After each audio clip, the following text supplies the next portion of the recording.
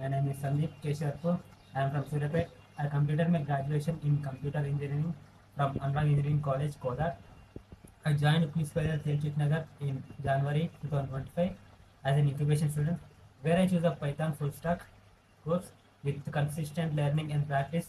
In the month of December, I got placed. Today, I want to share my interview experience, which consists of 4 rounds. The first round was written test. It mainly focused on Python and SQL programming. And the second round was technical round one.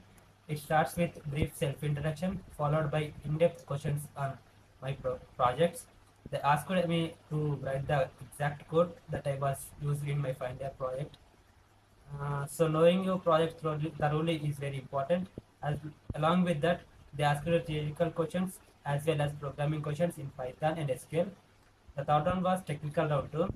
In this round, they asked again a self-introduction and then advanced concepts on Python and SQL, along with some problem-solving questions and programming questions. And the final round was HR round. In this round, they asked behavioral questions and about the family background and my knowledge about the company and few general questions. And that's about my interview experience. Thank you.